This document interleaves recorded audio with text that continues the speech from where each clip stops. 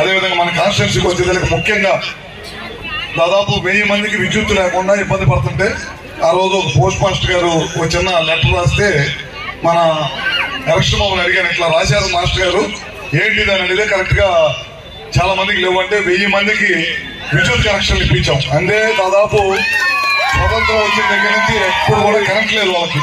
మళ్ళీ తర్వాత ఫారెస్ట్ లో రిజర్వ్ ఫారెస్ట్ లో ఉంటారు.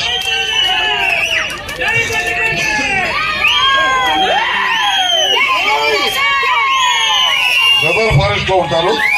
దాదాపు ఇంకా 600 మంది ఇల్లు ఉన్నాయి. వాళ్ళందరికీ కరెంట్ లైన్ వేయాలంటే ఫారెస్ట్ అధికారులు ఒప్పుకోవట్ల టైగర్ రిజర్వ్ ఫారెస్ట్ అని చెప్పి. దానికి కూడా మొన్న ఈ మధ్య పాలెట్ల అనే గ్రామం, దానికి కూడా దాదాపు 3 కోట్ల రూపాయలు డబ్బులు శాంక్షన్ చేయించాము.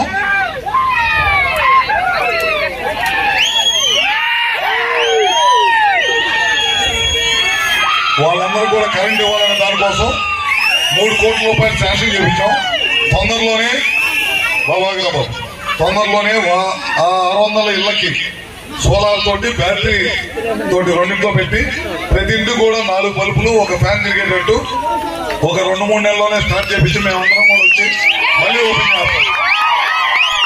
అదేవిధంగా దాదాపు ఇక్కడ మన మధ్య ఒక సబ్ స్టేషన్ శంకుస్థాపన చేశాము. అదేవిధంగా దోర్నాల మండలంలో ఎడవల్లి గ్రామం ఒకటి అడుగుతున్నారు. ఒడ్డుపాలెం గ్రామంలో సబ్ స్టేషన్ అడుగుతున్నారు. అక్కడ కనుక లోడ్ ఉంటే కనుక ఖచ్చితంగా మరొక 2 సబ్ స్టేషన్ లోడ్ ఉండాలి. లోడ్ ఉంటే కనుక ఖచ్చితంగా శాంక్షన్ చేపిస్తాం.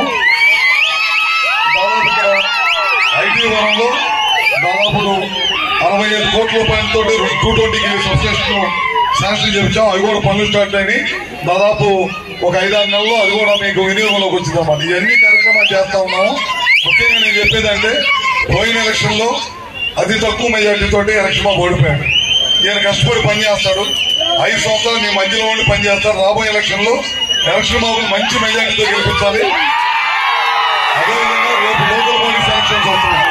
ఇక్కడ అన్ని మండలాల్లో అన్ని జడ్పీటీసీలు, అన్ని ఎంపీపీలు, సర్పంచుల దగ్గర నుంచి అన్ని కూడా తెలుగుదేశం పార్టీ గెలవాలని చెప్పి కూడా మరొకసారి తెలియజేసుకుంటూ మీకు ఏది అవసరమైనా సరే మేము తెలుగుదేశం పార్టీ నారా చంద్రబాబు గారి నాయకత్వంలో మేమందరం కూడా మీకు అండగా ఉంటాం.